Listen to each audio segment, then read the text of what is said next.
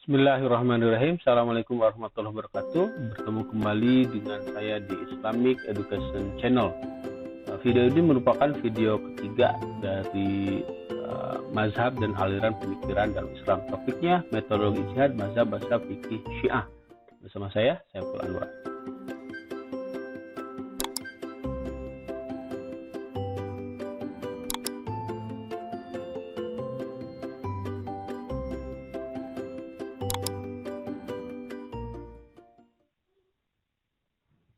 Bismillahirrahmanirrahim. Assalamualaikum warahmatullahi wabarakatuh. Bagaimana yang sudah disebutkan di pengantar, bahwa di video ketiga kali ini kita akan membahas tentang metodologi ijtihad dari mazhab-mazhab fikih Syiah. Setelah sebelumnya di video kedua kita sudah membahas tentang metodologi ijtihad dari mazhab-mazhab fikih Sunni atau Ahlussunnah wal Jamaah. Baik, kita mulai. Setelah di video kedua gitu ya, kita membahas tentang metodologi ijtihad dari mazhab fikih beraliran Sunni. Nah, di video ketiga ini kita akan membahas tentang metodologi ijtihad dari mazhab fikih beraliran Syiah, baik itu Ja'fari, Ismailiyah atau Jaidiyah. Pertama, untuk mazhab Ja'fari dalam memutuskan satu perkara yang baru yang tidak ditemukan pada masa sebelumnya, mazhab Ja'fari yang mereka pegang pertama kali itu adalah Al-Quran, gitu ya. Lalu yang kedua itu adalah As-Sunnah, yang ketiga itu adalah Ijma, dan yang keempat itu adalah Qiyas. Pada prinsipnya semua mazhab Syiah itu hampir sama urutannya seperti itu, tapi ada beberapa perbedaan pendapat terkait pengambilan Al-Quran di pengambilan hukum di Al-Quran, As-Sunnah, Ijma. Jadi sekali lagi, urutan untuk mazhab Ja'fari itu adalah pertama mereka akan mencarinya dalam Al-Quran. Tapi yang dimaksud dengan Al-Quran dalam pemahaman mazhab Ja'fari, kata mereka Al-Quran itu adalah ada dua pengertiannya. Pertama, ada yang disebut dengan Al-Quran An-Natik dan Al-Quran As-Samit. Nah, kata mereka, mushaf Al-Quran itu adalah Al-Quran As-Samit. Sementara Al-Quran An-Natik adalah imam-imam mereka. Jadi yang dimaksud dengan Al-Quran itu adalah interpretasi terhadap wahyu yang berasal dari imam-imam Syiah, gitu ya, yang diyakini oleh kelompok ini. Dalam konteks ini adalah Imam Isna Asyara, gitu ya, mulai dari Sayyidina Ali, Husain, gitu ya, lalu, dan seterusnya sampai yang keenam itu Ja'far. Lalu yang kedua nanti masuk ke Musa Al-Kazim yang jadi perselisihan pendapat dengan mazhab Ismailiyah, gitu. Nah itu, jadi termasuk dalam Al-Quran itu adalah interpretasi wahyu dari imam-imam mereka. Dan mereka tidak menerima penafsiran Al-Quran dari ulama-ulama Ahlus Sunnah. Jadi mereka lebih mengutamakan interpretasi dari imam-imam yang Isna Asyara. Jadi kalau ada perbedaan misalkan ya, interpretasi dari tafsir kelompok Ahlus Sunnah dan kelompok imam mereka, maka mereka lebih mengutamakan interpretasi Al-Quran dari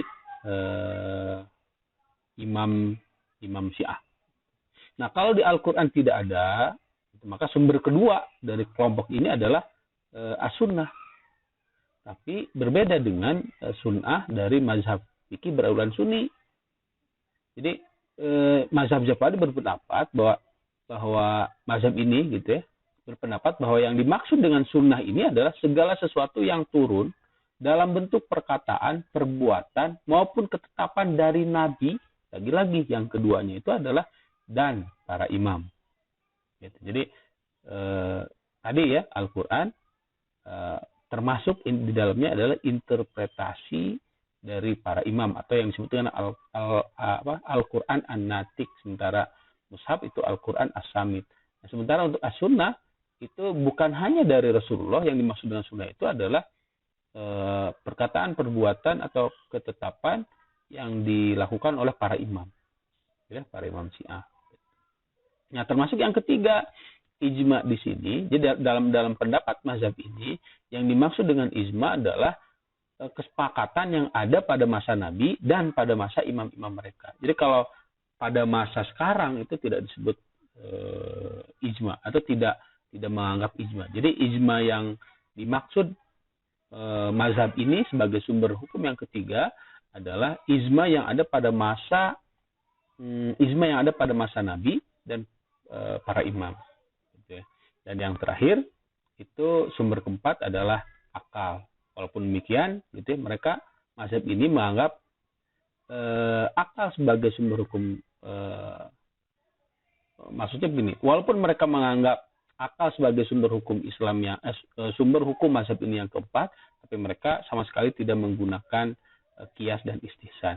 Gitu ya. Dan salah satu produk ijtihad dari mazhab ini itu adalah terkait nikah mut'ah atau nikah kontrak. Nah, oke, kita lanjutkan. Untuk mazhab Syiah yang kedua yaitu Ismailiyah. Sekali lagi saya sebutkan tadi. Prinsipnya semua mazhab Syiah itu sama, cuma beda interpretasinya saja. Nah, mazhab Ismailiyah seperti yang saya sebutkan sebelumnya, Imam Ismail itu adalah putranya Imam Ja'far. Nah, nanti perbedaannya dengan Ja'fari sehingga jadi ini perpecahannya gitu. Karena untuk Isna Asyara pelanjutnya adalah Musa Al-Kazim, sementara untuk Ismailiyah Imam Ismail selanjutnya. Nah, untuk Ismailiyah ini, untuk mazhab Syiah Ismailiyah itu, dia lebih cenderung pada aspek batiniah. Jadi penekanan dari mazhab ini itu adalah aspek esoterik dari agama Islam. Jadi tidak terlalu menekankan aspek syariah. Gitu. Sementara untuk kelompok Ja'fari dan Syiah yang lainnya, justru yang ditekankan oleh mereka itu adalah pemahaman atas syariah dan sunnah dari kelompok Ahlul Bait. Sementara yang ini bukan itu. Penekatannya itu adalah aspek batiniah atau apa istilahnya ya? Menekatkan pada kemistisan sifat sang imam dan kemistisan jalan menuju Allah. Jadi aspek sufisme atau tarekat yang lebih ditekankan oleh kelompok Ismailiyah. Dan secara politik sekali lagi ya, kelompok Ismailiyah ini pernah menjadi kelompok Syiah terbesar itu pada masa dinasti Fatimiyah.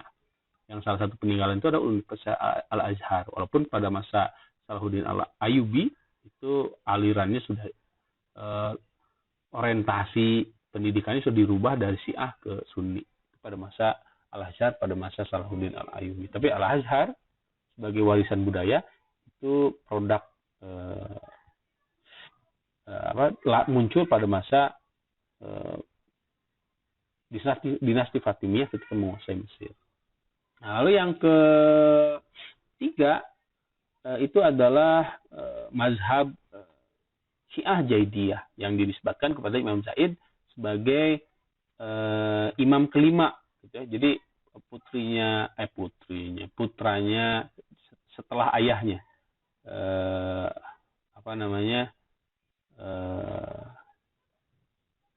Muhammad Bakir. Jadi dia punya saudara Muhammad Bakir. Nah, kalau Ja'far itu jalurnya dari Muhammad Bakir, kalau ini Zaid jadi dari Ali, bukan Ali putranya Husain ya, ini maksudnya Ali, lalu ke Ja'far, bukan Ali, lalu ke ini Zaid. Nah, itu Zaidiyah. Sementara Ja'far, saya sudah menjelaskan sebelumnya kan, dari Ali itu ke siapa itu Muhammad Al-Bakir, lalu ke Ja'far. Nah, lalu dilanjutkan ke Musa Al-Kazim, sementara ini dilanjut ke Ismail. Nah, gitu ya. Jadi ini Imam Syiah yang kelima dalam konteks Jaidiyah. Dan mazhab fikih aliran Syiah Jaidiyah itu dikenal sebagai mazhab yang paling dekat dengan kelompok Ahlus Sunnah. Jadi kata para ulama, mazhab fikih Jaidiyah itu adalah mazhab fikih Syiah yang paling dekat dengan Ahli Sunnah. Bahkan lebih longgar daripada Syiah yang, maksudnya lebih longgar kalau misalnya tadi Ja'far, dia lebih segala sesuatunya yang sumber hukum dikaitkan dengan Ahlul Bait, dengan imam. Tapi kalau Imam Zaid terkait sumbernya gitu ya. Kita langsung saja Al-Quran misalkan. Mazhab Zaidah itu tidak hanya memfokuskan pada interpretasi dari imam-imam Syiah, tapi dia juga terbuka terhadap interpretasi terhadap ahli tafsir dari kelompok ahli sunnah. Termasuk terkait sunnah juga gitu ya. Zaidiyah ini kalau ini kan hanya menerima riwayat dari kelompok atau ahlul bait saja, sementara Zaidiyah tidak hanya menerima sunnah dari kelompok Zaidiyah atau dari kelompok ahlul bait, selama perawinya adil, sikoh, mereka akan terima. Dan mereka menerima kias, sementara ini kan tadi menggunakan akal tapi tidak menerima kias. Dan yang terakhir adalah akal. Nah, yang diketahui umum Syiah Zaidiyah ini berbeda secara fikih dari mazhab Ahlussunnah ini. Yang pertama adalah dalam persoalan mashul kufaini. Jadi membasuh mengusap dua khuf atau sepatu gitu. Jadi syariat. Jadi mereka tidak menerima syariat mengusap masyru'iyah al-mashu alal khufain gitu. Jadi tidak menerima keberlakuan secara fikih mengusap sepatu gitu ya. Kalau Anda pakai, kan kalau dalam konteks mazhab Ahlussunnah itu kalau Anda pakai sepatu, Anda wudu membasuh kaki itu tidak perlu dibuka sepatunya, tapi masul al khufain, jadi tinggal dibasuh bagian atasnya saja. Dan sholatnya itu pakai sepatu. Misalkan Anda lagi hiking di hutan misalkan, itu bisa sholat pakai itu. Tapi ketika sepatunya dibuka, maka wudunya jadi batal. Nah, itu yang pertama, yang berbeda itu. Lalu yang kedua, mazhab Zaidiyah ini mengharamkan laki-laki muslim menikah dengan seorang wanita kitabiah, baik Nasrani maupun Yahudi. Sedangkan mazhab Sunni itu membolehkan laki-laki menikahi wanita ahli kitab, baik dari kalangan Nasrani ataupun Yahudi, gitu ya. Tapi kalau perempuan tidak boleh.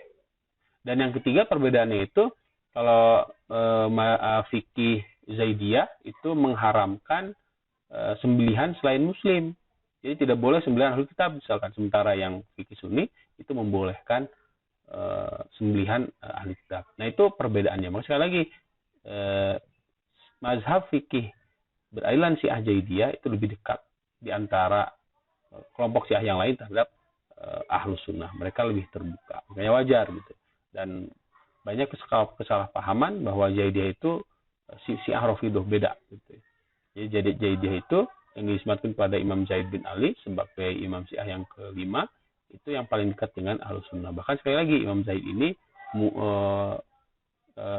karena dekatnya dengan ahli sunnah, sama juga dengan Ja'fari, dari sisi keilmuan ya, walaupun dari sisi tadi berbeda, itu mereka memiliki murid dari kelompok Sunni. Salah satunya adalah Imam Malik dan Imam Hanafi. Oke, saya kira itu ya penjelasan tentang mazhab fikih baik Sunni dan Syiah gitu ya. Untuk Sunninya saya sudah jelaskan kemarin di video kedua, sementara sekarang itu di video ketiga itu tentang metodologi ijtihad dari mazhab fikih beraliran Syiah, Ja'fari, Ismailiyah, Zaidiyah. Wallahu a'lam bishawab. Terima kasih Anda sudah menonton video kali ini. Semoga bermanfaat. Assalamualaikum warahmatullahi wabarakatuh.